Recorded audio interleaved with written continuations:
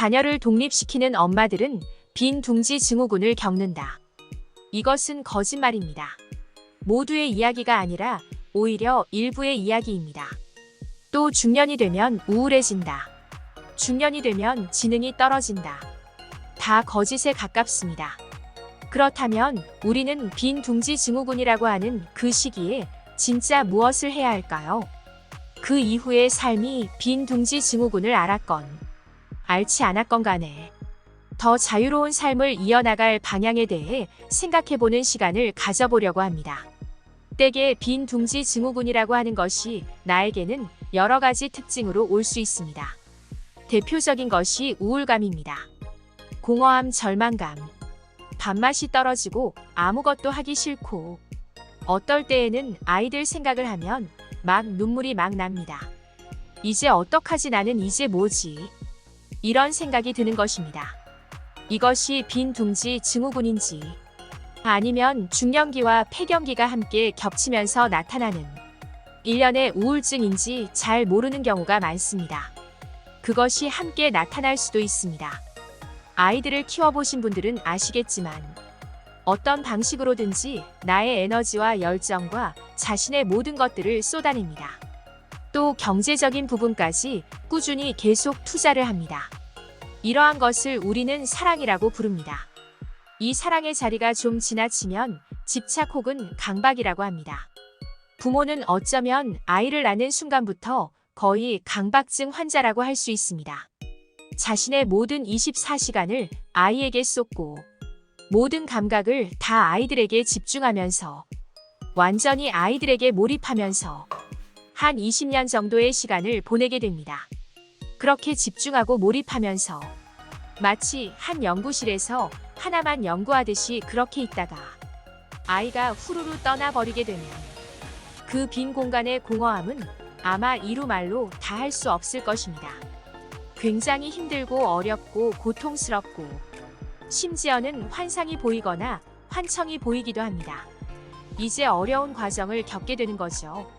증후군이라는 말은 기본적으로 질병이 아닙니다. 그냥 일련에 나타나는 현상들을 묶은 것이고 이런 현상들이 조금 더 아픔으로 느껴질 수도 있고 사회적인 현상으로만 나타날 수도 있습니다. 우리가 흔히 주부 우울증, 일시적인 우울감, 이것을 우리가 빈둥지 증후군이라고 부릅니다. 실제 질병이 아니라고 생각하기 때문에 증후군이라는 말을 사용합니다. 하지만 모두에게 질병이 아닌 것은 아닙니다. 어떤 사람은 잠도 안 오고 눈물만 납니다. 목구멍으로 아무것도 넘어가지도 않고 누구를 만나고 싶지도 않습니다. 미칠 지경이 됩니다. 이런 상황이 2주 이상 지속되면 이것은 증후군이 아닌 질병이 되는 것입니다. 이렇게 될 경우에는 한 번쯤은 상담을 받아보시는 것도 좋습니다. 또 상담을 받아도 도움이 별로 안 되겠다는 분들은 병원에 가시면 좋겠습니다. 흔히 우울증을 현대인의 감기라고 이야기합니다. 하지만 누구나 다 우울감이 느껴질 수 있지만 우울증까지 가는 경우는 많지 않습니다.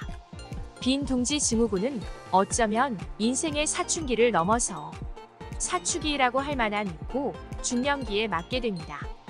이러한 새로운 상황의 변화에 누군가는 독하게 몸부림을 치면서 앓을 수도 있습니다. 하지만 대부분은 그냥 지나가기도 합니다. 아이들의 독립을 막내까지 시키고 났더니 빈자리가 있긴 있는데 오히려 굉장히 자유로운 느낌을 받는 경우도 많습니다. 애들이 떠나고 나니 나는 제2의 직업을 가지려고 준비하고 있다. 이제 다이어트를 제대로 할 수 있을 것 같다. 그 전에 못했던 여행도 계획하고 있고 모임 약속을 자유롭게 하게 되었다. 이렇게 중년 이후에 삶에 대한 계획들이 실현되기 시작합니다.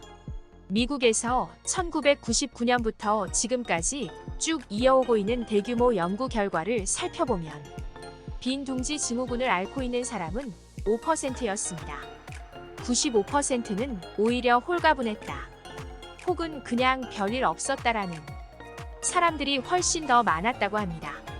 우리나라에서도 성공적인 중년 발달에 관련된 연구들이 일어나고 있습니다. 병리적인 것이 아니라 성공적 중년에 대해서 이야기하고 성공적으로 나이 들어감에 대해 연구가 이루어지고 있습니다. 중년 이후 아이들이 떠나간 자리를 새로운 것으로 만들어내거나 창조적인 것으로 어떻게 채워 넣을 것인가에 대해 고민해 보시기 바랍니다. 바티칸 시티 시스틴이나 성당 천장에 아담의 창조라는 그림이 있습니다. 젊은 아담이 조물주와 손을 맞대고 있지만 조금 떨어져 있습니다. 이 떨어져 있는 공간이 신이 허락한 공간입니다. 이 공간이 인간에게는 가장 아름답고 허락된 공간입니다. 부모와 자녀는 조물주와 아담처럼 서로의 손이 약간 떨어져 있지만 서로 손을 맞대고 있는 것은 아닌가 라는 생각을 해보게 됩니다. 그 공간은 이제 부모가 새롭게 시작할 중년기 이후의 빅뱅의 시기라고 볼 수 있습니다. 성인이 된 자녀와 중년이 된 부모와의 거리를 의미합니다. 그렇다면 과연 우리가 이 빈 둥지를 어떻게 해석해야 할까요? 떠남으로, 아니면 새로운 체험으로. 일시적으로 둥지는 떠남의 공간으로서 아픔을 겪게 됩니다. 그러나 이제 둥지는 아이들을 키울 이유가 없다면 자유로운 것입니다.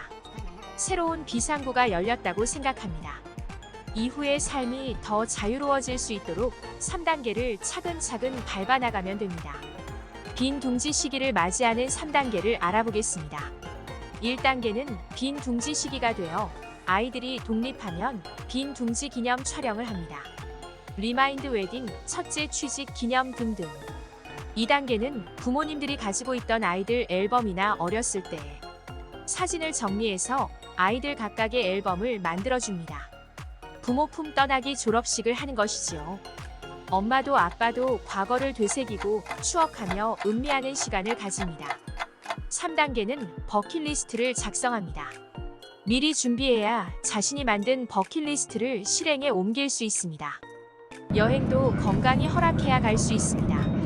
이러한 각각의 과정을 통해 성인이 되는 자녀와 건강하게 분리될 수 있는 것입니다. 자녀들이 떠난 빈자리가 너무 클까봐, 빈 둥지 증후군이 올까봐, 무력감에 빠지게 될까봐 너무 염려하지 않으셔도 됩니다. 자녀들이 모두 떠나고 난 후에 자유로움을 마음껏 느끼시면 됩니다. 이제 단단한 빈 둥지를 설계하는 2가지 방법을 알아보겠습니다. 첫째, 규칙적인 생활 패턴을 계획합니다. 배우고 싶었던 취미 활동, 운동, 사교 모임에 참여하세요. 둘째, 함께하는 친구 1~2명을 사귀십시오. 나의 취미와 생각을 지지해 줄 수 있는 마음 맞는 친구가 있으면 좋습니다. 빈 둥지 증후군. 너무 걱정하지 않으셔도 됩니다. 단단한 빈 둥지를 만들어 새로운 인생의 막을 시작하시기 바랍니다. 오늘도 명언을 듣는 당신은 이미 성공한 사람입니다. 명언으로 힐링하고 성공할 수 있습니다. 오늘도 행복한 하루 되세요.